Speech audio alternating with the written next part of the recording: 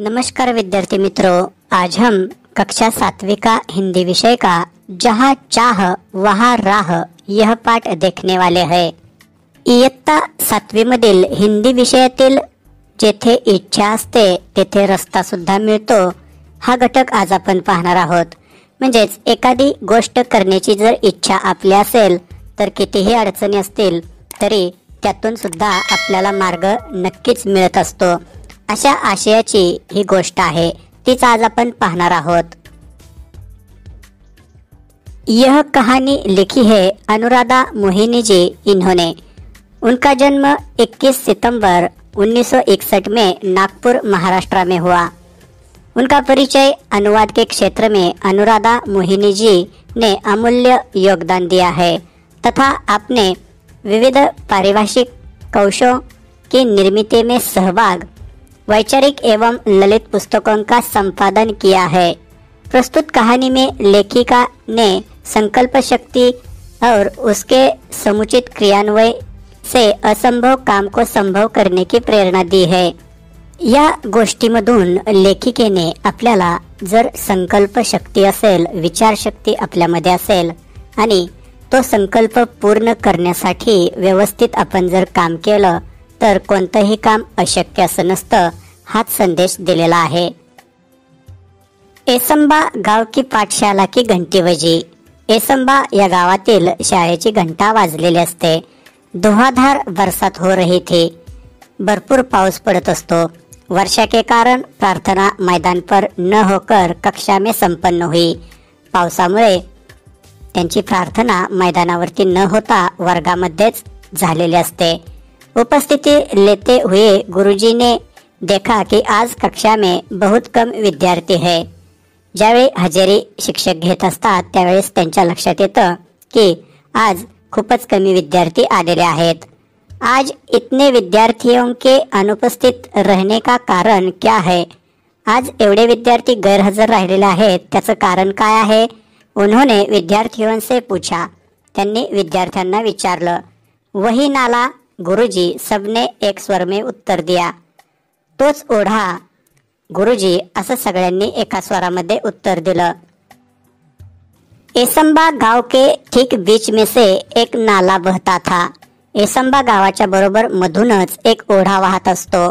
गांव की बस्ती नाले के एक तरफ थी, पाठशाला और खेत दूसरी तरफ थे। गावातील वस्ती म्हणजेच माणसांची घरं एका बाजूला असतात आणि ओढ्याच्या दुसऱ्या बाजूला शाळा आणि शेत असतं। बरसात के दिनों में नाले में कई बार 4 से 5 फीट तक पानी भर जाता था। या ओढ्यामध्ये ज्यावेळेस पाऊस असतो त्यावेळेस 4-5 फुटापर्यंत पाणी येत असतं। बड़े बुजुर्ग तो किसी तरह अपने गाय बैलों के साथ नाला पार कर खेतों में चले आते, किंतु पाठशाला आने के लिए नाला लांघना विद्यार्थियों के लिए संभव नहीं था। मोठी माणसं कसा तरी हा ओढा पार करून पलीकडे शेतांमध्ये गाई बैलांसह जाऊ शकत होते, पण शाळेमध्ये यायचं म्हटलं तर विद्यार्थ्यांना हा ओढा ओलांडणं शक्य नव्हतं। जब जब जोरों की बारिश होती उस दिन कक्षा में विद्यार्थियों की उपस्थिति पर असर पड़ता। ज्यावेळी मोठा पाऊस येत असे त्यावेळी शाळेमध्ये विद्यार्थी कमी उपस्थित असायचे, म्हणजेच विद्यार्थी येऊ शकत नसत। अनेक बार विद्यार्थी पूरे सप्ताह पाठशाला नहीं जा पाते। अनेक वेळा विद्यार्थ्यांना पूर्ण आठवडाभर सुद्धा शाळेत जाता येत नसे। इसके चलते गांव में बरसात, नाले में भरा पानी, पाठशाला से छुट्टी, एसंबा की यही कहानी, यह गीत गांव में प्रचलित हो गया था। हे असंच चालू होतं, त्यामुळे गावामध्ये असं एक गाणंच तयार झालेलं असतं की गावामध्ये पाऊस, ओढ्यामध्ये पाणी आणि शाळेला सुट्टी, एसंबा याची हीच तर खरी गोष्ट। हे गावामध्ये गाणं प्रसिद्ध झालेलं असतं। पाठशाला में अनुपस्थिति का विद्यार्थियों की पढ़ाई पर बहुत बुरा प्रभाव पड़ता था। शाळेमध्ये अनुपस्थित राहणं यामुळे विद्यार्थ्यांच्या अभ्यासामध्ये खूपच प्रभाव पड़त असतो। अच्छी श्रेणी लाने वाले विद्यार्थी भी वार्षिक परीक्षा में पीछे रह जाते। चांगले मार्क मिळवणारे, चांगले गुण मिळवणारे विद्यार्थी सुद्धा याच कारणांमुळे वार्षिक परीक्षेमध्ये मागे राहत असत. सब परेशान थे पर क्या करते. सगळेच यामुळे परेशान असतात. सगळ्यांनाच याचं वाईट वाटत असतं, पण काय करू शकत होते. मार्ग असंभव था. हा रस्ता शक्य नव्हता. त्यातून जाणं विद्यार्थ्यांना शक्य नसायचं.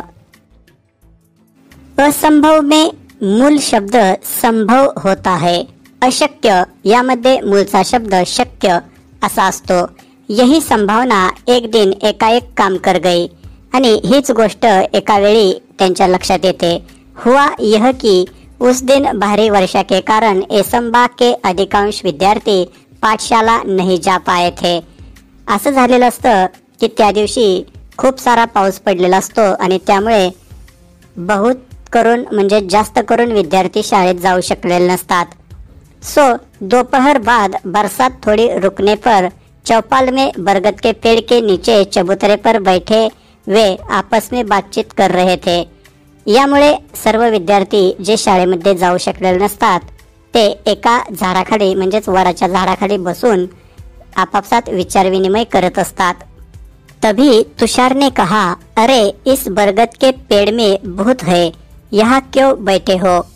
त्यावेळेस तुषार म्हणतो की अरे मुलांनो, या वडाच्या झाडावरती भूत राहत आहे, तुम्ही येथे का बसलेला आहात. भूत वूत सब कोरी कल्पना और बकवास है. क्या हम में से किसी ने भूत देखा है. सब केवल मनगढ़ंत बातें है. जुई ने कहकर बातचीत आगे बढ़ाई. त्याच वेळी जुई म्हणते की भूतभीत काही नसतं, ते आपल्या मनाचे खेळ असतात, हे खोटं आहे. आपल्यापैकी कुणी भूत पाहिलं आहे का. हे तर फक्त मनानंच केलेली कल्पना आहे असं ती म्हणते. आज एक और अनुपस्थिति लग गई मेरी. अब तक 14 अनुपस्थितियां हो चुकी इस बरसात में. आज आणखी एक अनुपस्थिती माझ्या नावावरती लागलेली आहे. या पावसाळ्यात 14 वेळा मी गैरहजर आहे. उज्ज्वला ने परेशानी भरे स्वर में कहा. उज्ज्वला परेशान होऊन नाराज होऊन सांगत असते. मेरी तो कुल उपस्थिति ही शायद 14 होगी. शुभम ने कहा तो सब हंस पडे. त्याचवेळी शुभम म्हणतो की मी तर 14 दिवसच हजर असेल. असं तो म्हटल्यानंतर सगळेच हसू लागतात. लेकिन क्या हम हर बरसात में ऐसे ही चर्चा करते रहेंगे और अपनी पढ़ाई का नुकसान होने देंगे. परंतु आपण नुसतं अशी चर्चा करत बसणार का आणि प्रत्येक पावसाळ्यामध्ये शाळेमध्ये जाणार नाही, त्यामुळे अभ्यासाचं काय होणार, नुकसानच होणार ना. क्या हम ऐसे ही हाथ पर हाथ धरे बैठे रहेंगे. आशीष ने गंभीर स्वर में पूछा. आपण असंच हातावरती हात ठेवून नुसतं बसून राहणार का असं आशीष विचारतो. हम कर भी क्या सकते हैं, हम तो बच्चे हैं. तुषार ने कहा. तुषार म्हणतो की आपण करू तरी काय शकतो, आपण तर लहान मुले आहोत. सच कहा तुषार तूने. हम बच्चे कर भी क्या सकते हैं, हम बच्चे कर भी क्या सकते हैं. तू खरं बोललास तुषार. असं सगळेच मुलं म्हणू लागतात की आपण लहान मुले आहोत, आपण काय करू शकतो. इस वाक्य को गीत की तरह गाकर एक साथ तालियां बजाकर वहां बैठे सभी बच्चे जोर जोर से हंसने लगे. हे वाक्य गाण्यासारखं म्हणत म्हणत सगळीच मुलं टाळ्या वाजवत वाजवत मोठ्या मोठ्याने हसू लागतात. हंसो मत, कोई कुछ कर सकता है तो वह हम ही है. आत्मविश्वास भरा यह स्वर दामिनी का था. हसू नका, कोणी काय करू शकत असेल तर ते आपणच करू शकतो असा आत्मविश्वासाने भरलेला आवाज दामिनीचा असतो. हर समस्या का निदान संभव है. प्रत्येक अडचणीचा आपण काहीतरी करू शकतो किंवा अडचण सोडवणे शक्य असते. प्रकृति ने विचार करने के लिए हमें बुद्धि दी है. निसर्गाने आपल्याला विचार करण्यासाठी बुद्धी दिलेली आहे. मुझे विश्वास है कि हम सब मिलकर विचार करेंगे तो कोई न कोई रास्ता अवश्य मिलेगा. मला असा विश्वास आहे की आपण सगळ्यांनी जर काही विचार केला तर नक्कीच आपल्याला काहीतरी मार्ग सापडेल. कोशिश करने वालों की कभी हार नहीं होती. प्रयत्न करणाऱ्यांचा कधीही पराभव होत नाही. दामिनी की बातों ने बातचीत का माहौल बदल दिया. दामिनी असं म्हटल्यानंतर चर्चा चालू असते ते सर्वच बदलतं. हर कोई गंभीर होकर समस्या के हल के बारे में सोचने लगा. आणि या अडचणीवर ते सर्वच जण अगदी व्यवस्थितरित्या विचार करू लागतात.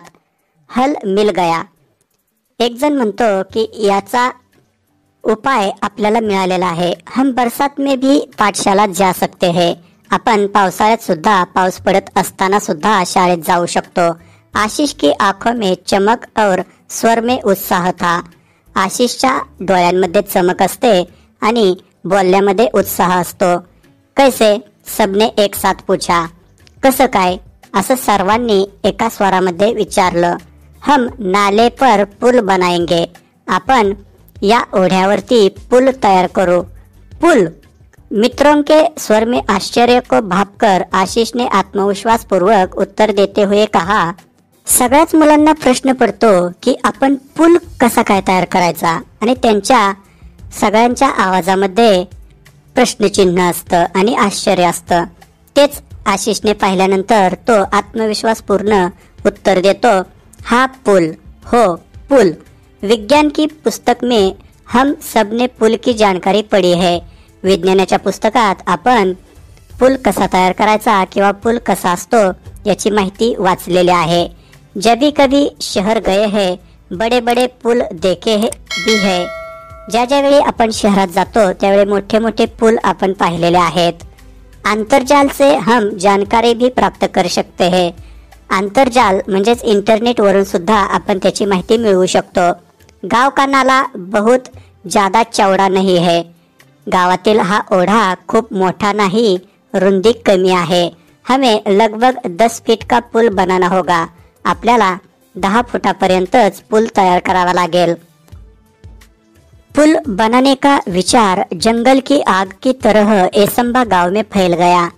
पूल तयार करण्याचा विचार अख्ख्या एसंबा गावामध्ये जंगलात जशी आग लागल्यानंतर पटकन पसरते तसाच पसरतो. हर व्यक्ति इस विचार और विद्यार्थियों के हौसले की प्रशंसा कर रहा था. प्रत्येक माणूस या विचाराचा आणि या विद्यार्थ्यांनी जी काही तयारी केलेली असते त्याची प्रशंसा करत असतो. विद्यार्थियों ने छोटे छोटे समूह बनाकर इस प्रकल्प की बारीकियों पर काम करना शुरू कर दिया. आणि त्यानंतर मग विद्यार्थ्यांनी विचार करून छोटे छोटे समूह तयार केले आणि हा प्रकल्प कशा पद्धतीने पूर्ण करायचा त्या संबंधी काम सुरू केलेलं असतं. सामग्री की सूची बनाई गई. साहित्य काय काय लागणार त्याची एक यादी बनवली गेली. सामग्री खरीदने के लिए 20-20 रुपये एकत्रित करना आरंभ किया. आणि हे साहित्य खरेदी करण्यासाठी 20-20 रुपये गोळा करणं सुरू केलं. अब तक पाठशाला के शिक्षक और गांव के लोग भी सहायता के लिए आगे आ चुके थे. आतापर्यंत शाळेतील शिक्षक आणि गावातील लोक सुद्धा मदत करण्यासाठी पुढे येतात. देखते देखते सामग्री के लिए आवश्यक राशि जमा हो चुकी थी. पाहता पाहता या साहित्यासाठी लागणारे पैसे गोळा झालेले असतात. बुजुर्गों का अनुभव, युवाओं की शक्ति, विद्यार्थियों का उत्साह सब मिलकर काम कर रहे थे. मोठ्या माणसांचा अनुभव, तरुण माणसांची शक्ती आणि विद्यार्थ्यांचा उत्साह या सर्वांनी मिळून हे काम सुरू केलेलं असतं. संगठित प्रयासों से काम आकार लेने लगा था. या सर्वांच्या एकत्रित प्रयत्न केल्यामुळे काम चांगलंच सुरू झालेलं असतं. सिमेंट के पाइप खरीदे गए. सिमेंटचे पाईप खरेदी केले गेले. पत्थर इकट्ठे किए गए. दगडी गोळा केली गेली. इटे आई. विटा सुद्धा आल्या. बंजर जमीन से मिट्टी खोदी गई. ज्या ठिकाणी जमिनीमध्ये काही उगवलेलं नसतं तिथून माती सुद्धा खोदून आणली गेली. गांव के छगन बाबा नामक एक बुजुर्ग ने प्रचुर मात्रा में रेत उपलब्ध करा दी. गावातील एक म्हातारे माणूस छगन बाबा हे जे असतात ते आवश्यक पाहिजे तेवढी वाळू सुद्धा उपलब्ध करून देतात. पुल बनाने के लिए पूरे गांव के हाथ एक साथ मिट्टी का भराव करने लगे. पूल तयार करण्यासाठी गावातील सगळी माणसं काम करत असतात आणि सर्वांनी एकत्र मिळून मातीचा भराव तयार केलेला असतो. हर दिन स्वप्नपूर्ति की ओर एक एक कदम बढ़ाने लगा था गाव. आणि प्रत्येक दिवशी एक एक पाऊल पुढे पुढे जात आपलं स्वप्न पूर्ण करण्याच्या दिशेने गाव चाललेलं असतं. अंततः आनंद की वह सुबह भी आ गई. शेवटी आनंद होईल अशा प्रकारचं काम पूर्ण झालेलं असतं आणि ती सकाळ उगवलेली असते. वर्षों की कठिनाई दूर हुई. वर्षानुवर्ष जी काही अडचण होती ती दूर झालेली असते. केवल 15 दिनों में ग्रामीणों और विद्यार्थियों के सामूहिक श्रमदान से पुल बनकर तैयार हो चुका था. गावातील माणसं आणि विद्यार्थी यांच्या सामूहिक प्रयत्नातून श्रमदानातून हा पूल तयार झालेला असतो. पूरे गाव के लिए यह अद्भुत उपलब्धि थी. पूर्ण गावासाठी ही एक महत्वपूर्ण घटना असते. सभी ने एकता, संगठन और श्रमदान का महत्व भी समझा था. सगळ्यांनीच एकत्र येऊन काम करणं, संघटित होणं आणि श्रमदान याचं सुद्धा महत्व समजून घेतलेलं असतं. पूल पूर्ण तयार झालेला असतो आणि एके दिवशी त्याचं उद्घाटनही होतं. बरसात में इस बार भी नाले में पानी भरा था, पर विद्यार्थी हंसते खेलते पुल से पाठशाला की राह जाने लगे. या पावसामध्ये सुद्धा या ओढ्यामध्ये पाणी खूप आलेलं असतं, तरी सुद्धा विद्यार्थी हसत खेळत या पुलावरून शाळेकडे जाऊ लागतात. पुल भी विद्यार्थियों के हौसले को दाद देता मानो मन ही मन कह रहा था, जहाँ चाह वहाँ राह. पूल सुद्धा विद्यार्थ्यांनी जो दृढ निश्चय केलेला असतो त्याला दाद देतो आणि मनातल्या मनात तो म्हणत असतो, जहाँ चाह वहाँ राह. म्हणजेच जिथे इच्छाशक्ती असते तेथे मार्ग निश्चित मिळत असतो. जुई ने अपने बड़े भाई की सहायता से पुल के उद्घाटन का वृत्तांत बनाया और संगणक की सहायता से शिक्षा निरीक्षक के सामने प्रस्तुत किया. जुई ने आपल्या मोठ्या भावाच्या मदतीने या पुलाच्या उद्घाटनाचा वृत्तांत तयार केलेला असतो आणि संगणकावरून शिक्षण निरीक्षक म्हणजे शिक्षण तज्ज्ञ असतात त्यांच्याकडे पाठवलेला असतो, त्यांच्या पुढे मांडलेला असतो. अशा प्रकारे विद्यार्थ्यांनी ठरवलं आणि शाळेत जाण्याची त्यांची अडचण विद्यार्थ्यांनीच विचार करून, चर्चा करून, काम करून, श्रमदान करून सोडवलेले असते. इस पाठ का अनुवाद किया है संजय भारद्वाज इन्होंने आणि हा पाठ किंवा या पाठाचा अनुवाद केलेला आहे संजय भारद्वाज यांनी. इस तरह से हमने आज 7वीं कक्षा का हिंदी विषय का जहाँ चाह वहाँ राह यह पाठ पढ़ा. अशा प्रकारे आज आपण इयत्ता 7वी मधील हिंदी विषयातील जेथे इच्छा तेथे मार्ग हा पाठ अभ्यासला. धन्यवाद.